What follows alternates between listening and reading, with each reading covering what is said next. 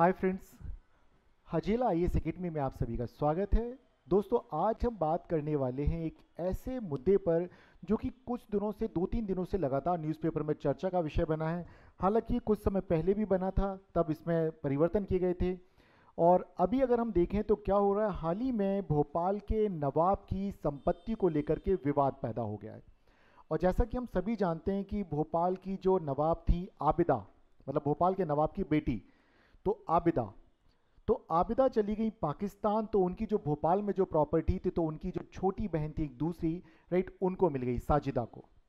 अब वहाँ पर अगर देखा जाता है तो राइट, उसी परिवार के विवाह होता है पटौदी के नवाब के परिवार में।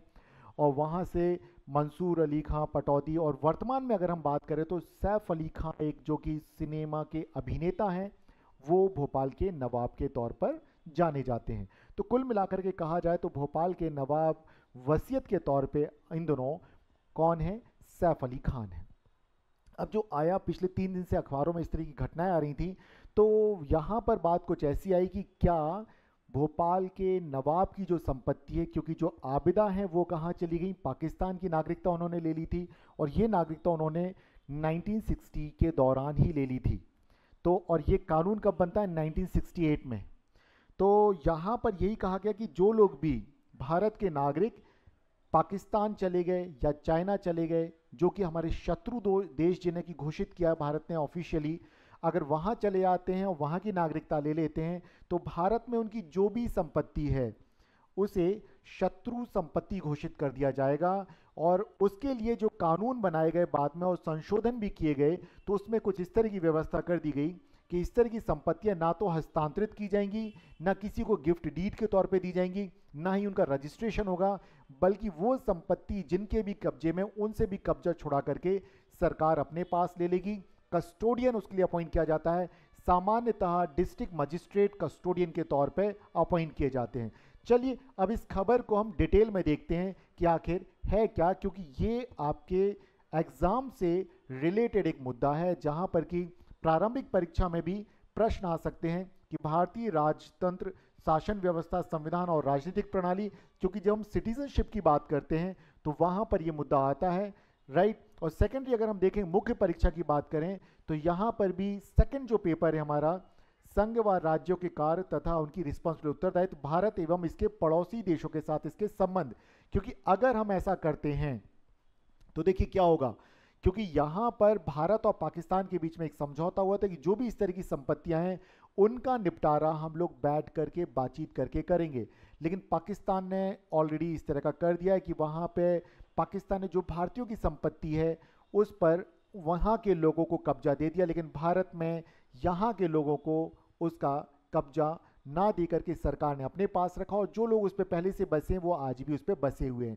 लेकिन अगर वो शत्रु देश की संपत्ति घोषित हो जाती है या शत्रु संपत्ति घोषित हो जाती है, तो सरकार को अधिकार मिल जाता है उस संपत्ति पर अपना कब्जा करना, उस पर निगरानी करना।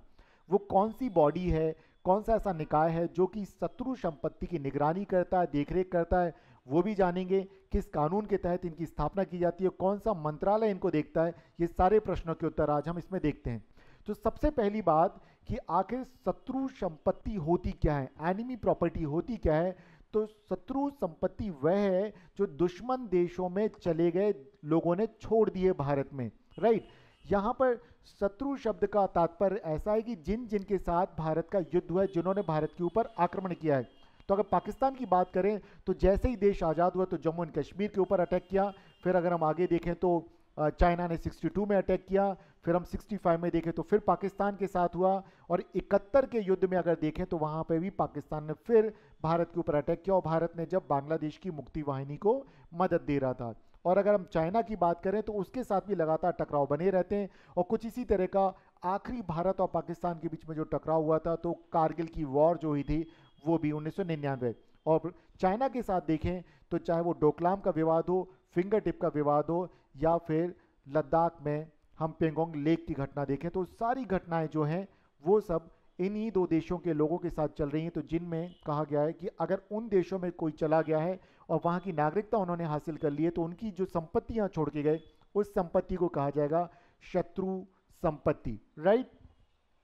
देखिए अगर हम ऐतिहासिक पृष्ठभूमि देखें तो यहाँ से हमें पता चलता है 1965 1971 में भारत और पाकिस्तान के युद्ध के बाद भारत से पाकिस्तान में लोगों का पलायन हुआ, राइट।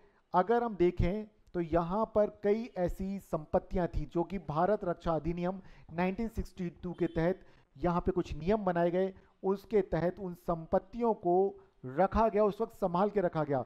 और यहाँ पर भारत और पाकिस्तान के बीच में एक समझौता भी हुआ था कि हम उनका संरक्षक तय करेंगे, और ये हुआ था ताशकंद घोषणा में। वहाँ पर ये क्लॉज था जिसमें तय किया गया था कि इस तरह की जो भी संपत्तियाँ होंगी उनको हम वापस करने पर चर्चा करेंगे, सहमति बनाएंगे। लेकिन पाकिस्तान ने क्या किया, पाकिस्तान ने 1971 में भारत से बिना चर्चा किए ही अपने देश में जो स्थित संपत्तियां थी भारतीयों की, उनका निपटारा कर दिया। ऐसे में भारत के पास विकल्प नहीं थे, तो भारत ने भी फिर उसी तरह की नीति पर चला, और जो भी इस तरह के लोग जो भारत में संपत्तियां थी लेकिन छोड़ करके पाकिस्तान चले गए, उन संपत्तियों को कानूनी तौर पर शत्रु संपत्ति घोषित कर दिया गया, राइट फ्रेंड्स। तो अब हम यहाँ देखें भारत में अगर हम देखा जाए तो इस वक्त वर्तमान में 2025 की अगर हम बात करते हैं तो केंद्र सरकार ने देश भर में लगभग 12,611 ऐसी संपत्तियों को आइडेंटिफाई किया है, जिनमें से 126 चाइना के नागरिकों की हैं, चीनी नागरिकों की हैं। और अगर इस तरह की संपत्तियां देखी जाए तो सबसे ज़्यादा संपत्तियां कहाँ, उत्तर प्रदेश में लगभग 6041 प्रॉपर्टीज़ ऐसी हैं, और उसके बाद बांग्लादेश माफ़ कीजिएगा पश्चिम बंगाल का नंबर आता है जहाँ पे 4354 प्रॉपर्टीज़ हैं।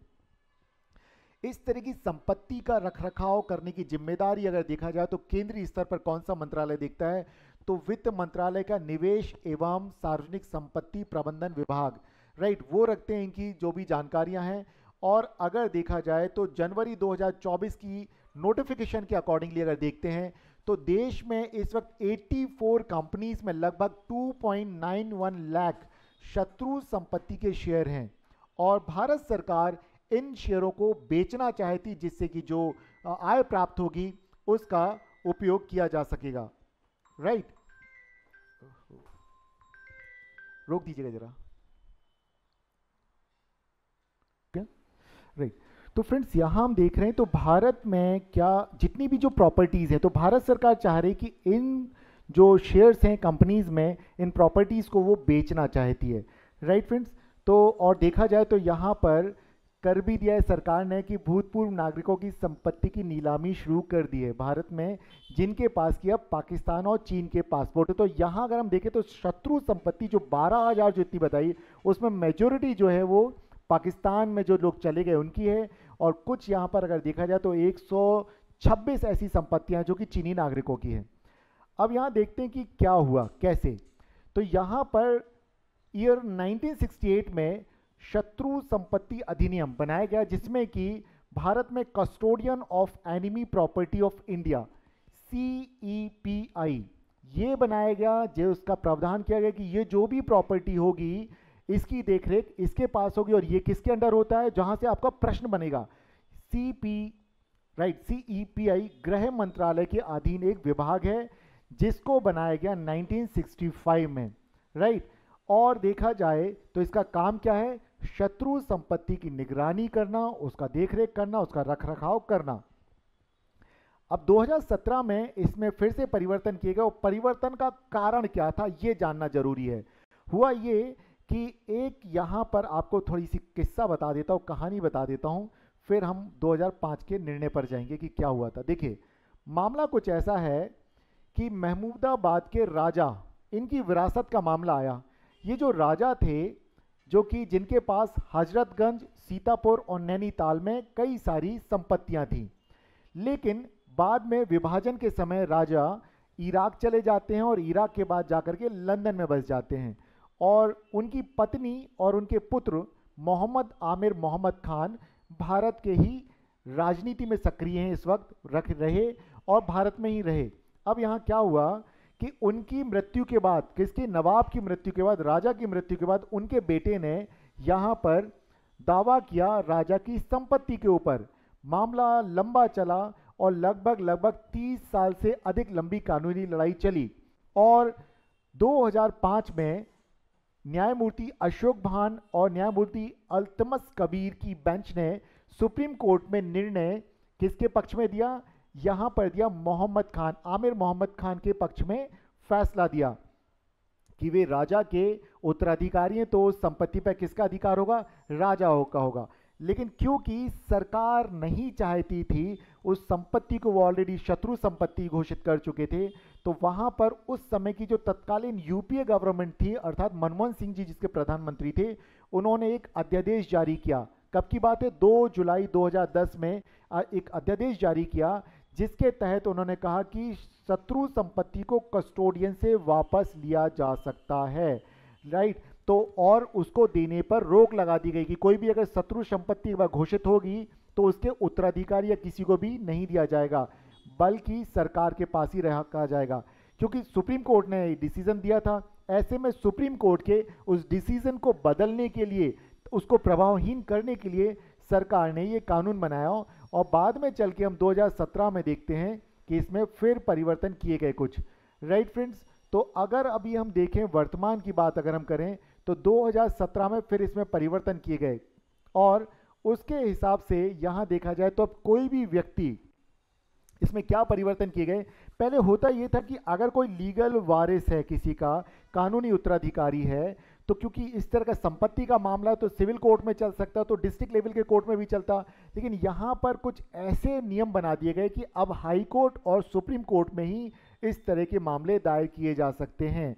नीचे के किसी भी कोर्ट में उनके जुरिडिक्शन से इस बात को बाहर कर दिया गया है, राइट फ्रेंड्स। तो इस तरह से अब बहुत ही सीमित विकल्प बचे हैं यहाँ पर। और अगर यहाँ देखा जाए 2020 में एक यहाँ पर मंत्री समूह गठित किया, ग्रुप ऑफ मिनिस्टर्स गठित किया गया था, और पूरे देश में लगभग जो संपत्तियां, लगभग 12,000 प्लस की जो शत्रु संपत्तियां हैं, इनकी जो वैल्यू निकाली गई तो इनकी वैल्यू लगभग 1 लाख करोड़ आंकी गई थी, राइट। और इसमें फिर कहा गया कि इन सारी संपत्तियों को सरकार बेचना चाहती, ताकि उससे जो धन प्राप्त होगा वो देश के भले के लिए लगाया जाएगा, या उन संपत्तियों का प्रयोग सरकार करेगी, राइट फ्रेंड्स। तो यहाँ पर अगर हम देखें तो मुख्य बात यहाँ पर यही है कि हाई कोर्ट और सुप्रीम कोर्ट को सिर्फ इसका जुरिडिक्शन दे दिया गया है, उससे नीचे की जितनी भी अदालतें उनके जुरिडिक्शन से इस मामले को बाहर कर दिया गया है।